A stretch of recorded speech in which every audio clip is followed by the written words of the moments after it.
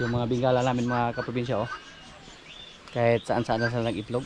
Sa mga nakaraaraw, nakikita po ng mga eggshells doon, yung mga kasamahan natin. Tapos yung iba, doon din. Nakita nila yung mga itlog nila ba. Tapos napapansin namin sa kanila, kakaunti lang yung mga babae. Mas marami sa kanila yung lalaki. So bawasan po natin yung ating mga bingala. Magkatay kami ngayon ng bingala. 2 heads na bingala yung katayin natin ngayon. Tapos sa sunod maglitso naman tayo pag may time kami. Yan po, oh. Kahit saan saan lang sila. At matagal na po na hindi namin nakita yung itim nila. Makita lang namin pag wala ng laman. Mga kinain ng aso, mga eggshells na lang yung makita namin. Balak po natin na magpagawa ng bakod para sa kanila. I-confine ba kung may time kami. Pero sa ngayon po mga kaprobinsya, nakafocus kami sa pag-imbak ng kumpay, dahon ng tubulan. Tapos ang ginawa namin, binilad para hindi siya masira, hindi siya mabulok. Katulad nito. Yan. Pakita ko po sa inyo andon yung mga na-imbak namin ng mga kumpay. Naghanda po tayo para sunod na mga buwan ba. Pag matapos na po sa pag-harvest ng tubo dito sa amin, so wala lang kaming ibang source ng kumpay dito. Yung mga napier lang natin dito. Tapos pag napier lang, napakadali lang maubos. Lalo na ngayon na patuloy yung pagdami sa ating mga alaga dyan. Hakot naman sila ng kumpay ngayon. Samantalahin namin ngayon na may mga kumpay pa dyan. Hindi pa tapos sa pag-harvest ng tubo dito sa amin. So, nag-imbak kami ng kumpay. Ito po. Yan. Yun po ang naipon namin. Dagdagan pa namin yan dito. At bago namin nilagay dyan, bago namin tinakpan ng trapal, ibinilad muna namin para hindi sila mabulok.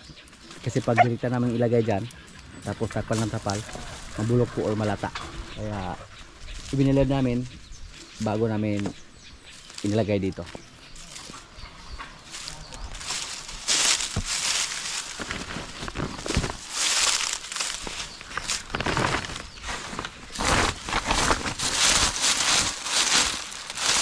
Yung mga alaga natin mga kaprobinsya, kung wala na silang ibang makain, mapilitin silang kumain sa mga tuyong dahon na mga dahon ng tubo. Nasubukan na po namin yan dati. Kahit mga tuyong dahon ng tubo yung ibinigay namin, kinain pa rin nila. Kahit tali, kainin nila mga kaprobinsya basta wala na silang makain. Ang tagahakot ngayon dito, si Rambo lang at si Talo. Hindi pwedeng isama si Bugoy. Galit si Talo kay Bugoy.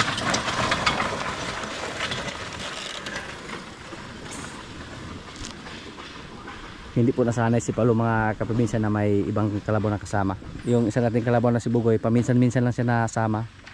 Kaya parang gusto niyang awayin pag andyan si Bugoy. Good job, Pisoy!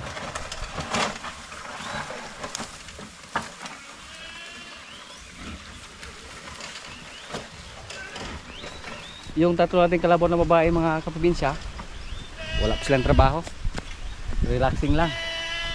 At sana po mabuntis po silang tatlo, kasi sabay po sila na nakasahan ni Palo. Hindi po sila nabuntis, kaya pinacheck natin ang technician dito, pero naglandi po silang tatlo. Dito po sa amin medyo matagal na pong walang ulan, tuyo na yung mga damo dito.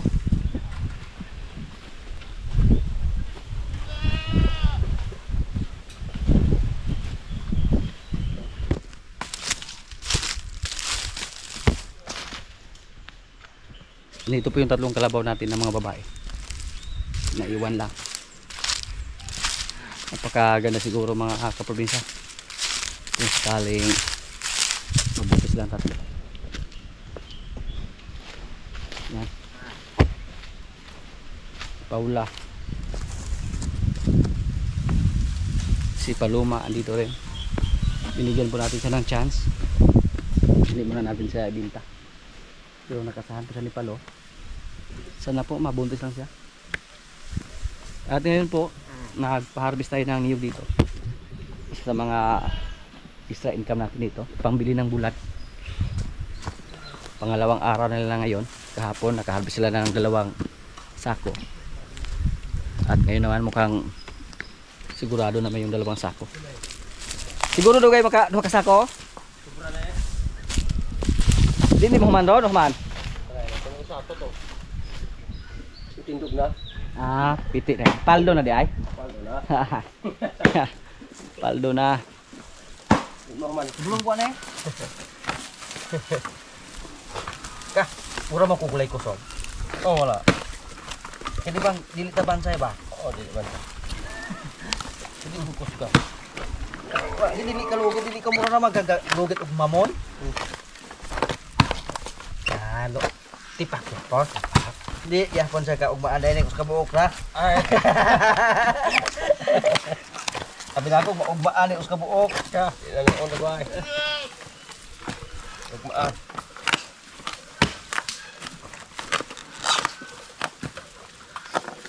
Berato bukos ka. Ito mahal. Berapa nya? Mahal yung gasolina. Pero, grabe ng lubid dito ba? Nilaghan na rin sugo duwa. Ya, wala ko pa may iron po. Ano?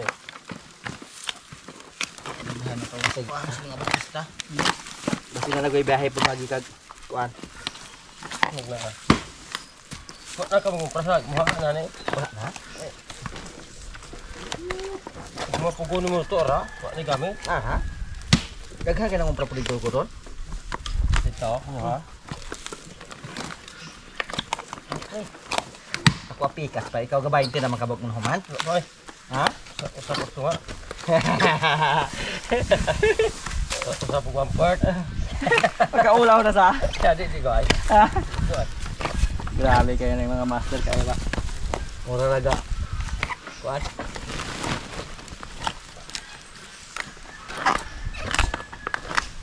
Kamu na boy partner lagi ro. Kuya ko. Amigo kayo mo ro. Kuya, tug na ako. Wala naman dito sa gulungan di ay? Wala naman nagtrabaho dito. Tapos mga kaprobinsya sa pag-harvest ng niyog na din dito. Meron pa doon. Mahirap yung trabaho na hindi tayo sanay. Sila napakadali lang nila yun kasi halos yun po ang trabaho nila araw-araw. Parang hindi sila napagod. Tayo nga, mga ilang ko lang yung sinubukan natin pero mana? Abdan tayo siya. Yung isang baka natin dito. Positive na buntis. Matapang po sa atin. Regular rin yung katawan niya mga kaprobinsya. Oh. Dati po napakapayat niya. Nung hindi pa natin nawala yung kanyang anak. Isog ini. Isog din magkahalin.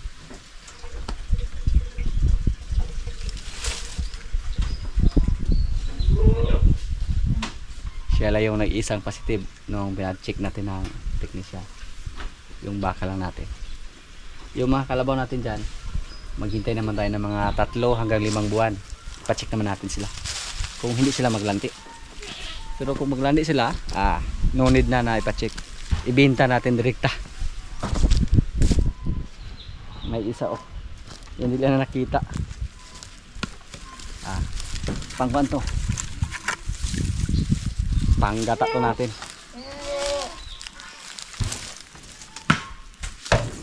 Yung isa nating baka na si Martes. Pagkaganda na po ng kanyang katawan mga kaprobinsya.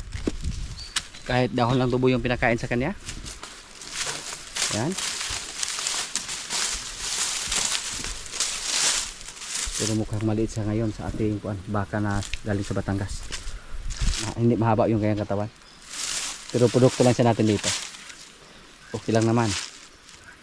Kumbaga hindi naman mahal yung bayad natin sa kanya. Dito lang siya pinanganak. Hindi katulad sa baka natin na galing sa Batangas. Maganda man siya pero medyo may kamahalan lang. So, mabait yung baka natin. Hindi siya katulad sa isa nating baka dyan na buntis. Sa ngayon po mga kaprobinsya, isa pa lang sa ating mga baka ang buntis. At isa pa lang yung nakastahan, si Batang. So, naghintay pa tayo sa ating ibang mga baka na maglandi para mapakasahan naman natin ulit kay Limer. Si Limer yung makapaldo kung sakaling maglandi yung mga baka natin dyan. Dali, alam mo na magsaka? Jotay na?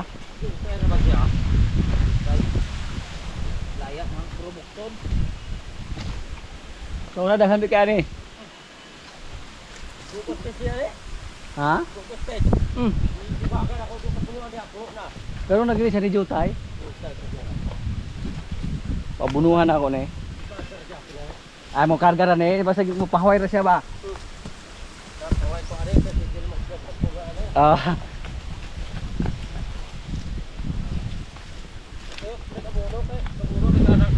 ano on? Ay nangaputol da yan daw sa taas. Lalayag siya. Mo din na siya nga minus og bunga. Yung mga baka natin dito mga kaprobinsya na lalaki nasa loob lang. Si Rigor palabasin natin. Ito po sa loob parang maliit lang siya tingnan. Lalo na pag magkatabi sila sa ating mga malalaking baka dyan. Pero sakto po sa katawan si Rigor mga kaprobinsya, malakas siyang kumain. Yan. Malakas siyang kumain. Mga isang taon mula ngayon, pwede na to. Hindi lang katulad yung katawan niya sa katulad ni Bitas Puti. Yung katawan ni Bitas Puti, malaki yung kasko. Ay panungay. Manungay. Palabasin natin siya. Gusto niyang lumabas.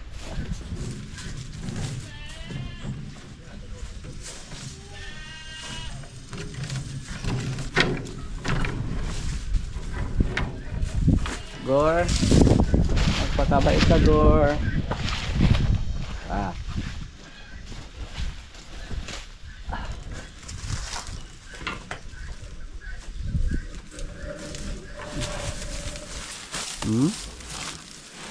Sus, mo lagi si Pugi ba? Dati po si Pugi pag makalabas, yun agad yung gagawin niya.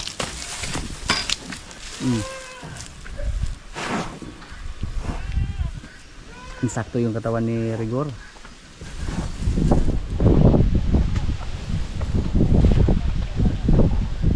Yan po yung ating baka.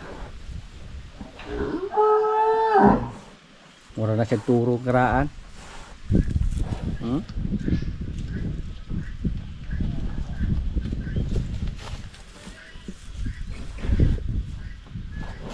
Ilabas mo yung kuan mo. Lakas. Gor, may pamangkin ka na. Isa ka ng tito. Ugoy.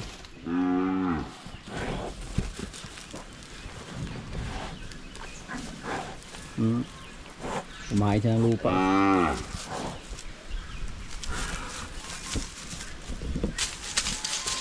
Huwag kang maghasik ng lagim dyan.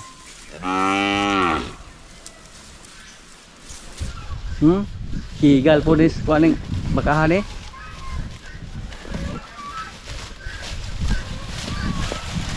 Wah. Agresibo po. Kapa lang siya kayo. Kung matangkad lang itong mga kaprobinsya tapos ganyan yung katawan, napakalaking baka to. Kaya excited po tayo na mapatining yung mga baka natin dyan na lalaki. Sila si Bitas Junior at Bitas Puti. Ang laki na po niya mga kaprobinsya.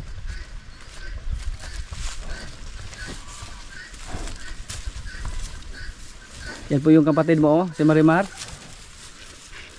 Napakaliit lang niya tingnan dun sa loob ng kulungan. Yung kanyang pamangkin mga kaprobinsya parang humahabol na sa ating white Brahman. Iba talaga pag malahi na baka or may lahi yung baka natin. Kahit maliit lang siyang lumabas, pero pag nasa insaktong edad na, bigla lang lumaki. Yan, nakatingin yung mga baka natin na maliit. Uy, kapoy na siya. Yeah.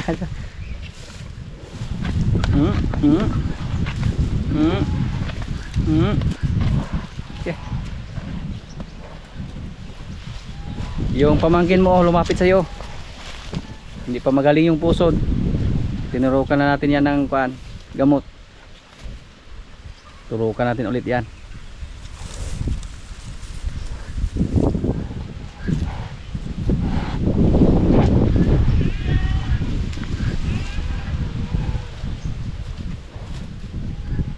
niya si kuan. Junior Pugi. Ang laki. Ang laki na po ni kuan mga kaprobinsya ni Rigor. Isang taon pa lang yan mga kaprobinsya at saka 3 buwan or 15 months. Pero native lang yung nanay niya. So paano pa kaya pag yung mga hybrid natin na baka, yung maalagaan natin or mga upgraded na ba, yung mga magagandang klase katulad sa ating baka na si Bitas Puti. Napapansin po namin kay Bitas Puti mga kaprobinsya, napakabilis po niyang lumaki. 6 na buwan pa lang si Bitas Puti.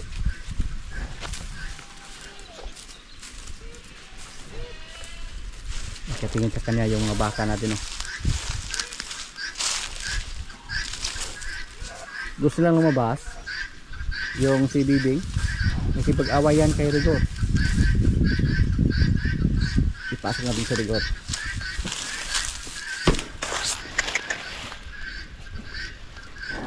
Rigor.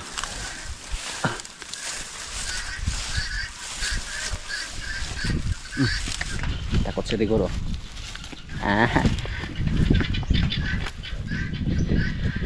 Yan. Halos pareha lang yung tangkad nila, oh.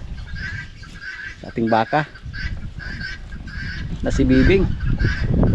Si Bibing mga kaprobinsya, mula nang nawalay siya, hindi siya pumayat. Hindi katulad nila ni Rigor at ni Junior Pugi. Ngayon po alam na po natin kung ano yung gagawin natin pag iwalay natin yung mga baka natin para hindi sila mamayat. Direkta yung pagtubo nila. Lalo na yung si ano, Junior Pugi. Napakatagal niya bago naka-recover nung winalay natin si Junior Pugi. Yan, lumapit yung dalawa, oh. Halos magkapareha yung laki nila. Pero 1 buwan lang yung kanila diferensya. Yung si Bibing 6 na buwan at kalahati. Yung isa 5 pa lang. Oo, makipag-away siya, oh. Oh, isog din si Kwan, oh.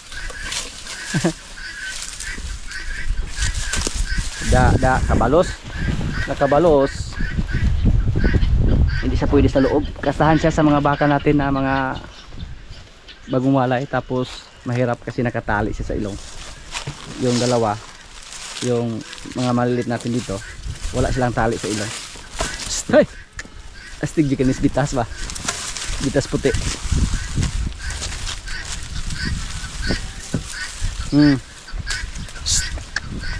Takot si Rigor. Gor, takot si Gor. Ogas Gor. Hanap ng pintuan si Rigor.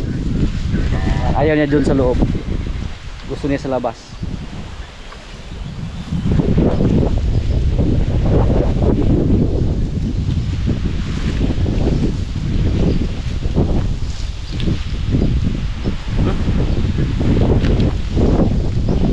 Sa'yo buhaton ba?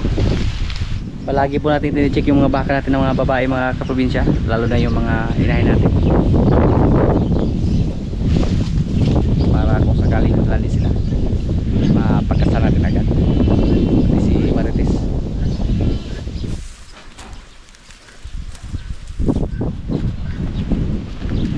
Mukasta na yung lawasa po, pero pan pa siya, 15 months pa lang. Pero si Rigor medyo upgraded na siya. Yung tatay niya si Pugi.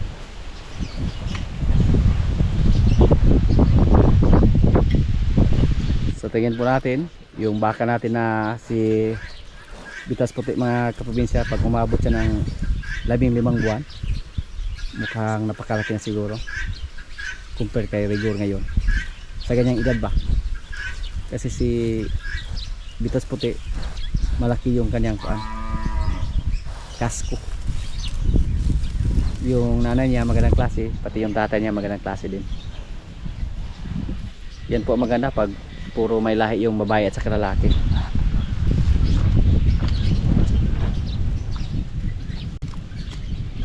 So, may sugat sa kilid, oh. Sprayan natin yan ng pampataboy ng langaw.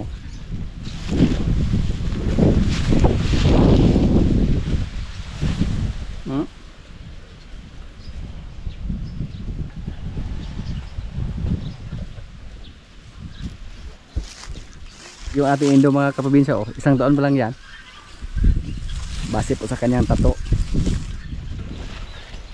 Pero malaki na compare kay Rigor. Yan po ang isa sa mga dahilan kung bakit natin dito gusto magparami ng mga Indo-Brazil. Kasi kahit babae, parang lalaki tingnan.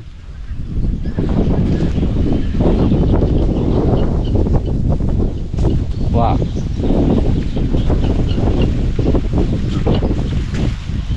Palagi lang silang busog. Yung kumpay nila hindi maubos. Tapos tuwing tanghali, binigyan naman namin sila ng pramil at saka feeds. Kaya pag tingnan natin, hindi po namayat yung mga baka natin dito na mga bagong wala. Kasi malakas silang kumain ng kumpay at saka malakas na rin kumain ng kopramil. Kailangan po sanayin siya na masimasin palagi ba. Iba yung baka pag hindi siya sanay sa atin, nanuwag. Tulad sa baka natin doon na buntis, matapang siya sa atin. Kasi paminsan-minsan lang tayo niya makita. Ay, paano nga yan? Wala po itong sungay mga kaprobinsya kasi na-dehorn po ito.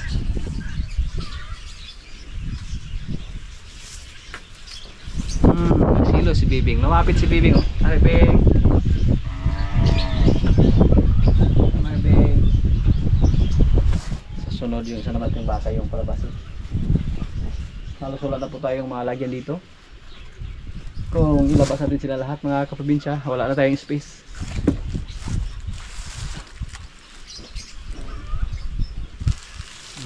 Bebeng, mabait to. Pagkadali nung nilagyan natin ng busal, hindi tayo nahirapan.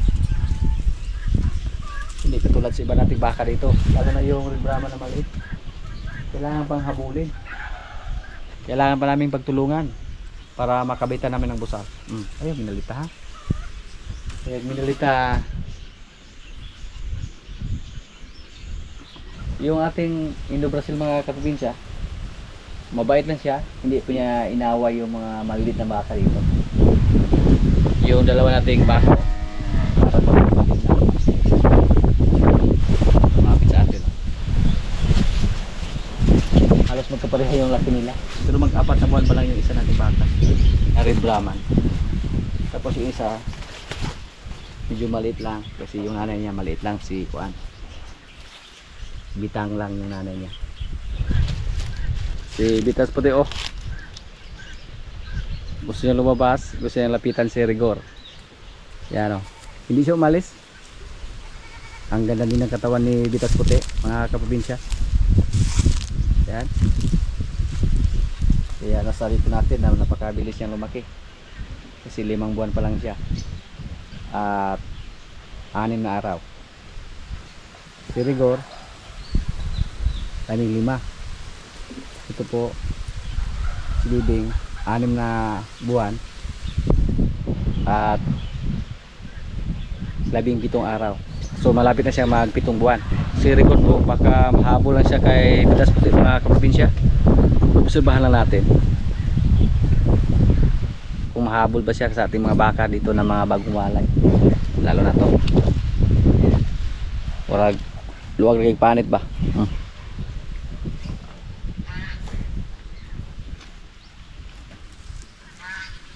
Palagi lang siyang busog at nagpahimas na siya sa atin.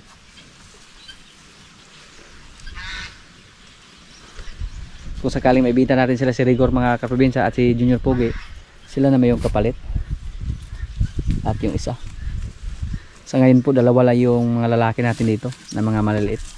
Pero kung mga yung isa nating baka na pula na lalaki, so pangatlo yan. Sana lalaki din para ifatinin lang natin.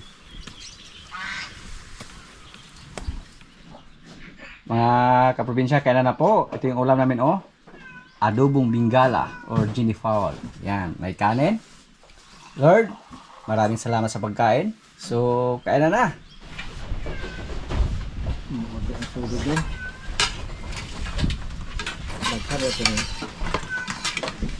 Daghan do ka buo. Do makabuo. Daghan nga daw sa nataw sa ulong pagbuo.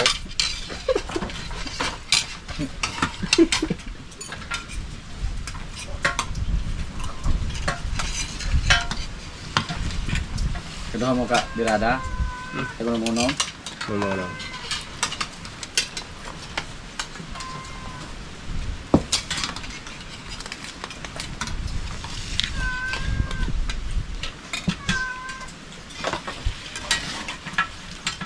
Utan ako, ya.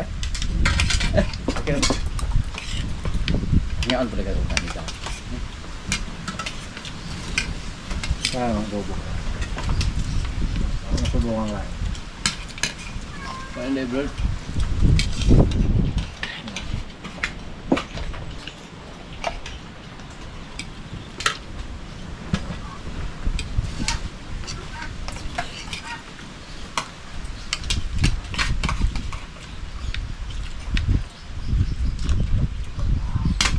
Naku rin dari ka po nasa na.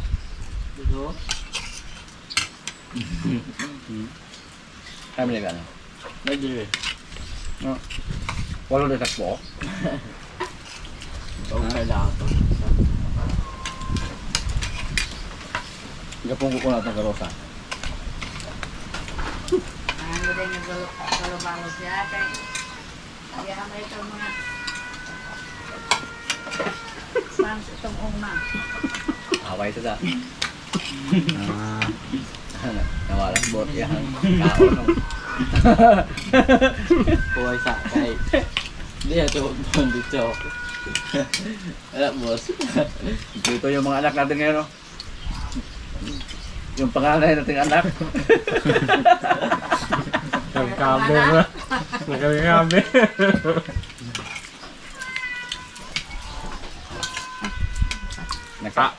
Nagka-recover na. Mahinhin na.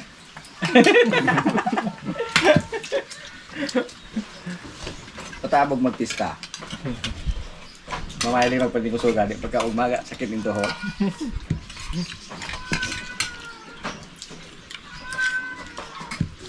Iya bro. Pwede ka ko sa magbayhan. Sakit nito.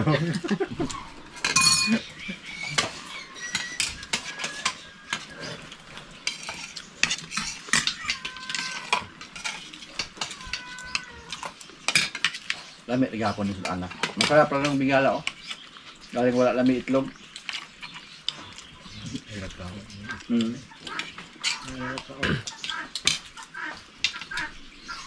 Kali ito kung ano. Nakakali mo na nagbaya. Yung nga yun daw. Dapat part. Ikaw ko na nga dito anak part.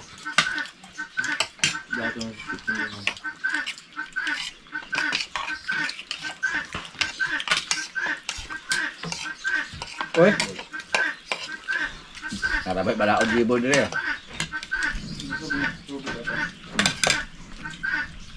Ang gawablaod. Mupimo po dyan. Bantay ka na yung ko. Na. Kumain kayo pa. Huwag ka gila. Pizza. Huwag ka medyo pizza. Kaya ka tumugtawo. Huwag ka tumugtawa. Abantay ka itong galungan tayo. Ikaw lagi taon-taon.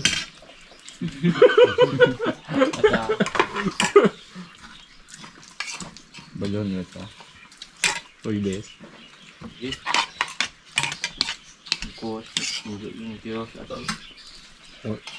ikaw rin yung agad ikaw rin yung naikaon. Ako yung tao. Ngaon na. Mo sa kang diyan. Ang tawag sa buwan. Ngaon ko dito. Ako, ang klaw ko dira. Inumaga niya pa. Tira ka mga lugi ang kuban. Taon. Budget mo na bukas sa kay. Sigma puntos iro puro nang gilungan niya.